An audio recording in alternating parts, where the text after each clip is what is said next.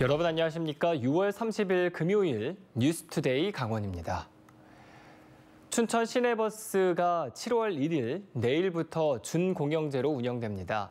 서비스 개선과 경영 안정을 위해 공공성을 강화하기로 한 건데요. 이르면 10월에는 대학병원 연계 노선과 등하교 노선 확대를 중심으로 한 노선 개편도 있을 예정입니다. 허주희 기자입니다. 준공영제 도입을 앞둔 춘천 시내버스. 그동안 쌓인 노조 간 갈등을 씻은 의미로 버스 기사들이 단체복을 맞춰 입고 운전대를 잡습니다. 이번 주 토요일부터 시내버스 운영 체계가 준공영제로 바뀝니다. 민영제로 운영된 지 60여 년 만입니다. 춘천시는 노선 조정 권한을 갖는 대신 시민버스에 공적 자금을 더 투입합니다. 춘천시의 재정지원금은 지난해 한 해 동안에만 126억 원. 성과 이은 명목으로 한 해 5억 원에서 10억 원을 더 지원하게 됩니다. 대신 춘천 시민버스는 서비스 개선에 힘쓰기로 했습니다. 불친절이나 운행 불편 등 버스 민원이 지난해 185건으로 1년 새 60건 넘게 늘었기 때문입니다. 110억 원의 부채 해결도 약속했습니다. 다음 주부터는 제가 정비복을 입고 한 일주일 동안 현장에서 뒤엉킬 겁니다. 저희가 장비가 안전해야 우리 승객들을 잘 모시고 있다는 생각해서. 또 버스 준공영제가 되면 파업이나 결항이 줄어들면서 시민들이 좀 더 안정적으로 버스를 이용할 수 있게 된다고 설명했습니다. 시내버스 이용률도 12% 이상으로 목표치를 정했습니다. 2014년 16%까지 올라갔던 버스 이용률은 계속 내려가면서 코로나 시국에는 10% 아래로 뚝 떨어졌습니다. 지난해 다시 회복세로 돌아갔지만 아직 10%대에 불과합니다. 그래서 춘천시는 노선 개편 작업을 진행하고 있습니다. 읍면 지역 오지마을 주민을 위한 대학병원 연계 노선과 학생을 위한 등하교 노선 신설에 초점을 맞췄습니다. 개편 시기는 올해 하반기부터입니다. 버스 종사자들이 3명이나 들어와 계십니다. 그래서 가장 편하고 실용적이고 또 공감할 수 있는 그런 버스 노선도 아울러 마무리하겠다는 말씀드립니다. 이번에는 시민들의 교통 편의가 개선될 수 있을지 춘천시의 최대 약점 중 하나인 시내버스 운영이 새로운 전환점을 맞고 있습니다. MBC 뉴스 허주입니다. 춘천시는 근화동 공공하수처리시설의 칠전동 이전 계획을 계획하고 있습니다. 칠전동 일대가 이전 부지로 적합하다는 전략 환경 영향 평가 설명회도 열었는데요. 그런데 이전 부지 주민들의 반발이 여전히 거센 상황이어서 사업 난항이 예상되고 있습니다. 이승현 기자가 취재했습니다. 춘천시가 공공하수처리 시설 이전을 위해 실시한 전략환경 영향평가에 대한 주민 설명회를 열었습니다. 현재 근화동에 있는 공공하수처리 시설 이전에 앞서 이전 예정 부지인 칠전동 일대가 공공하수처리 시설로 적합한지 아닌지를 설명하는 자리입니다. 평가 결과는 적합. 춘천시는 이전 부지에 법정 보호종이 없고 공사소음은 방음시설 등으로 악취는 저감시설로 보완할 수 있다고 판단했습니다. 이렇게 했을 경우에는 사업 실행으로 인한 부정적인 영향을 최소화할 수 있을 것으로 예상이 되며 현 환경 유지가 가능할 것으로 예상이 됩니다. 반면 기존 근화동 시설은 생긴 지 34년이나 지나 낡았고 인구 증가에 따라 하수처리 시설 용량 확대가 시급하다는 게 춘천시의 설명입니다. 그런데 춘천시 발표가 끝나자 설명회는 전략환경 영향평가 내용과 상관없이 이전 부지 인근 주민들의 성토 자리로 바뀌었습니다. 춘천시가 재산상에 막대한 영향을 미치는 공공하수처리 시설을 칠전동으로 옮기면서 주민들의 양해를 구하지 않았다는 겁니다. 공사하는 내용만 있지 주민에 대한 협의나 어떠한 대책 하나 없이 이 환경 영향 평가를 해도 되는 건지. 춘천시가 이미 이전을 기정사실로 한 만큼 실질적인 대안을 제시해야 한다는 요구도 이어졌습니다. 최소한 500m 이내에 공원을 만들어서 주민들이 정말 잘 만들었구나. 정말 놀 수 있는 그런 시설을 만들어 주셔야 됩니다. 춘천시는 지난주 민간 사업자와 실시 협약을 예고하면서 사업의 본격 추진을 알렸습니다. 하지만 이전 부지 주민들의 반발이 여전히 거센 상황에서 원활한 사업 추진에 대한 의구심이 들고 있습니다. MBC 뉴스 이승현입니다. 원광수 시장이 원주에 있는 옛 종축장터에 대규모 공연장인 오페라 하우스 건립을 강원도에 제안했습니다. 종축장 공연장 건립은 김진태 도지사의 공약이기도 한데요. 종축장의 법적 소유자인 강원도개발공사는 부정적인 입장이어서 실제 건립까지는 해결할 문제들이 적지 않습니다. 권기만 기자가 취재했습니다. 혁신도시와 아파트들이 들어선 주변과 달리 30년째 방치돼 있는 옛 종축장 부지입니다. 그동안 이런저런 개발 계획들이 나오긴 했지만 달라진 건 없습니다. 저희 입장에서는 답답하죠.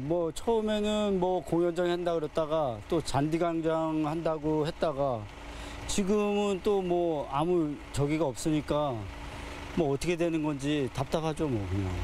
원광수 원주시장이 김진태 도지사에게 강원특별자치도 출범 1호 문화예술 육성 사업으로 방곡동 옛 종축장 부지에 2,500석 규모의 오페라 하우스를 건립해 줄 것을 제안했습니다.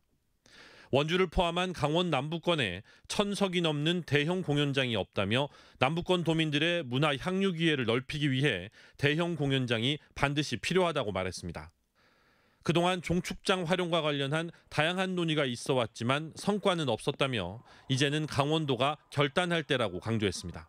사업이 늦어지면 늦어질수록 눈덩이처럼 불어나는 사업비로 인해 사업 추진은 더욱 어려워질 수밖에 없습니다. 따라서 이제 강원특별자치도와 원주시는 결단해야 합니다. 종축장에 공연장을 건립하는 것은 김진태 도지사의 공약이기도 했습니다. 복합문화센터를 만드는 것, 지금 또 우리 원광수 당선자, 또 원주 지역의 국회의원들과 같이 상의해서 그런 식으로 복합 공연장 추진하도록 하겠습니다. 종축장을 소유한 강원도개발공사가 땅을 무상 사용할 수 있도록 하면 강원도와 원주시가 공연장을 건립하는 구상인데 정작 땅 주인인 강원도개발공사는 400억 원이 넘는 땅을 그냥 내줄 수 없다는 입장을 고수하고 있습니다. 강원도의회가 부지 소유권을 공사에서 강원도로 반환하기로 의결했지만 배임이라는 지적이 나오면서 1년이 지나도록 이행되지 않고 있습니다. 종축장에 드라마 세트장을 조성하고 옛 원주여고 부지와의 막교환을 추진하는 과정에서도 확인했듯이 사실상 강원도 소유의 땅을 특정 시군에 무상으로 제공하는 데 대한 집행부와 도의회, 타 시군의 반발 기류도 무시할 수 없습니다. 원광수 시장은 지금은 선언적 차원의 제안이지만 강한 의지를 갖고 꼬인 실타래를 풀겠다고 말했습니다. 지사님이 이제 결심을 해주시면 실무진 간에 구체적으로 어떤 난관이나 실타래 또 얽힌 그런 어떤 난관도 풀 수 있을 것이라. 원주시가 이 같은 문제들을 모두 해결하고 이번에는 정말 이곳 종축장터에 공연장을 세울 수 있을지 시민들의 관심이 집중되고 있습니다. MBC 뉴스 권기만입니다. 학령 인구는 줄고 있지만 발달장애 같은 특수교육 대상 학생들은 계속해서 늘고 있습니다. 문화여가나 체력 단련의 기회조차 마련하기 쉽지 않은데 이런 특수교육 대상 학생들을 위한 맞춤형 현장 체험학습이 실시됐습니다. 박은지 기자가 다녀왔습니다. 건물 20층 높이에 조성된 야외 수영장. 탁 트인 동해바다를 바라보는 아이들의 표정에 설렘이 가득합니다. 동해시 11개 초등학교, 중학교에 특수학급에 다니는 50여 명의 아이들이 현장 체험에 나섰습니다. 깊지 않은 곳에서 먼저 물에 적응한 뒤 본격적인 물놀이가 시작되고 처음 타는 패들보드에 웃음이 터져 나옵니다. 저는 일단은 기분은 좋았고 그리고 애들이랑 같이 놀 수 있어서 좋았어요. 승마 산업학과가 있는 강릉 영동대에서는 재활 승마 수업이 마련됐습니다. 익숙한 스마트 모니터 속에 초원이 펼쳐지고 척추를 바로 세워 말 타는 리듬을 익혀봅니다. 정서와 인지에 도움이 된다는 뇌파 치료를 체험하고 신체 활동이 적은 아이들을 위한 골프 수업도 진행됐습니다. 특수교육 대상 학생들을 위해 지역사회와 대학, 호텔 등이 손을 잡고 재능 기부, 나눔에 나섰습니다. 나눔 경영의 활동 일환으로 오늘 동해시 학생들이 저희 수영장을 이용할 수 있는 프로그램을 운영하게 되었고요. 특수교육 대상 학생들의 경우 현장 학습이 의무사항이 아닌 데다 맞춤형 시설 찾기와 시행 요건이 까다롭고 코로나 시기가 겹치면서 외부 체험학습 기회가 사라지다시피 했습니다. 지원 인력의 여부나 또 학생들의 장애 상태에 따라서 교회 활동 또는 관내 활동이 정말 어려운 게 지금 현실입니다. 더군다나 코로나로 인해서 교육부에 따르면 학령 인구는 계속 줄고 있지만 특수교육 대상 학생은 늘고 있고 강원도 내에서도 3,000명이 넘습니다. 여러 이제 대학 기관, 교육청, 공공기관, 시청 이런 곳에서 아이들을 위해서 대관 및 프로그램을 좀 많이 만들어 주신다면 우리 아이들도 그 프로그램을 위해 통해서 한 단계 성장해 나갈 수 있는 아이들이 되지 않을까 생각합니다. 코로나 종식과 함께 현장 체험학습이 재개되는 시점에서 특수교육 대상 학생들을 위한 맞춤형 체험 프로그램 수요도 커질 것으로 보입니다. MBC 뉴스 박은지입니다. 지난 4월 강원도 출생아 수가 역대 가장 적었고 6년째 인구 자연 감소가 이어지고 있습니다. 통계청이 발표한 2023년 4월 인구 동향에 따르면 지난 4월 강원도 출생아 수는 545명으로 지난해 4월보다 25명 줄었습니다. 이는 1981년 관련 통계를 작성하기 시작한 이후 4월 기준으로 가장 적은 수치입니다. 반면 사망자 수는 1,109명으로 출생아보다 2배 이상 많았습니다. 특히 강원도의 인구 자연 감소는 2016년 8월부터 6년 이상 지속되고 있습니다. 강원도가 지역 건설 산업 활성화를 추진합니다. 강원도는 지역 건설 산업을 보호하고 경쟁력을 강화하기 위해 4개 분야 23개 과제의 종합 계획을 수립해 추진하고 있습니다. 특히 지역 건설 산업 활성화를 위한 법적 근거를 마련하기 위해 강원특별자치도법에 지역 건설 산업 진흥 발전 계획 수립 의무와 권한을 특례로 반영할 계획입니다. 또 한국토지주택공사 등 공공기관과 대형 건설사를 방문해 지역 업체 참여 확대를 협의하고 있습니다.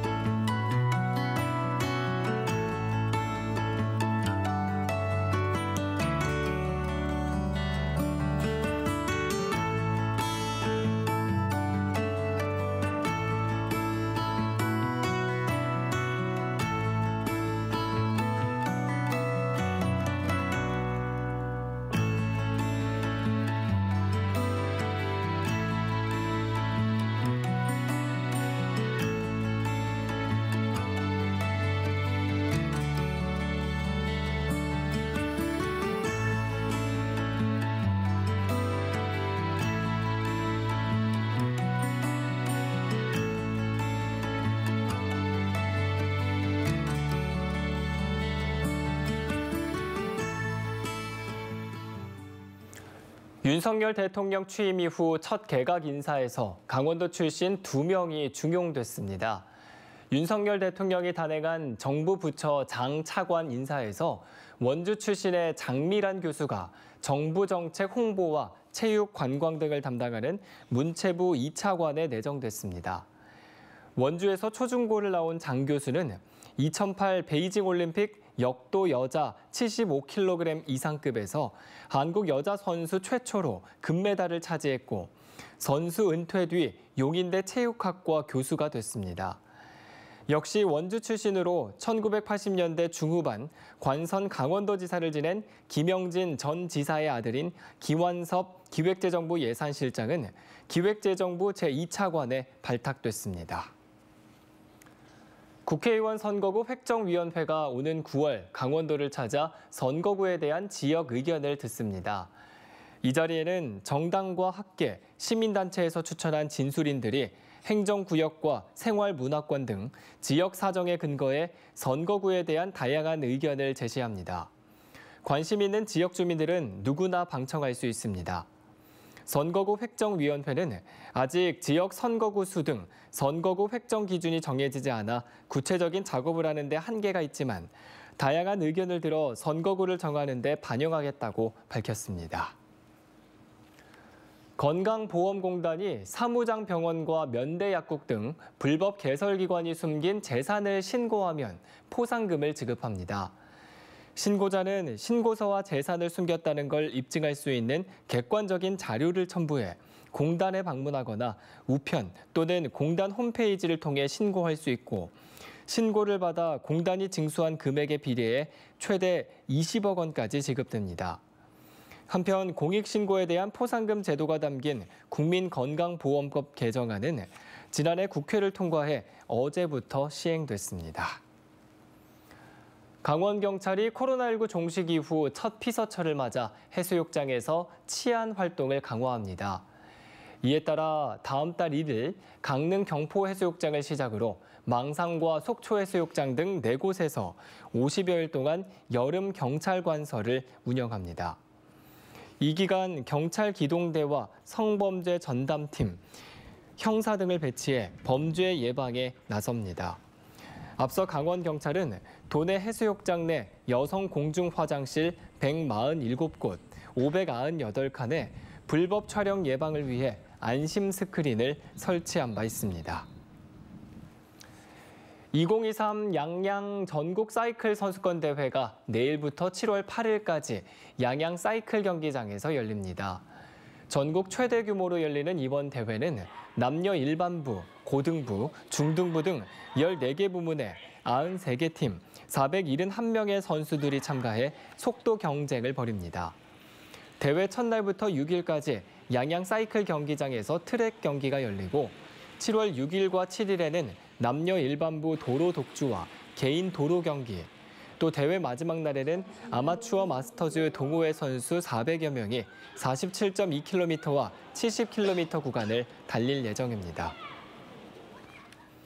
전국 보건의료산업노동조합이 130여 개 의료기관을 대상으로 노동쟁의 조정을 신청한 가운데 강원 지역 조합들도 11개 의료기관에 노동쟁의 조정을 신청했습니다.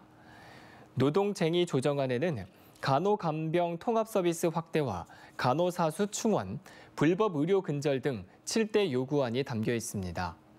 이번 교섭이 결렬될 경우 강원도 11개 의료기관 노동조합이 포함된 전국 보건의료노조는 다음 달 13일 총파업에 들어가겠다고 예고했습니다. 제3회 강릉 비치비어 페스티벌이 오늘부터 사흘 동안 강릉 경포해수욕장 중앙광장 일원에서 열립니다. 이번 축제에는 전국의 수제 맥주 제조업체 15곳이 참여해 다양한 맛과 향의 지역 수제 맥주를 선보이며 강릉의 로컬푸드 업체 9곳이 다양한 먹을거리를 마련합니다. 오늘은 오후 2시 버스킹 공연을 시작으로 플리마켓과 맥주 파티가 열리며 1일과 2일에는 오전 10시 산책을 하면서 쓰레기를 줍는 플로깅을 시작으로 밤 9시까지 축제가 이어질 예정입니다. 찾아가는 강원특별자치도 도민설명회가 오늘 오후 양구 문화복지센터에서 열립니다. 이번 도민설명회는 강원특별법 개정 주요 내용과 양구 군민들의 의견을 수렴하기 위해 마련됐습니다. 설명회에서는 특별자치도 추진 상황과 지역별 특례 적용 방향, 양구군의 특례 활용 발전 전략 등을 다룰 예정입니다. 이상으로 뉴스투데이 강원을 마칩니다. 고맙습니다.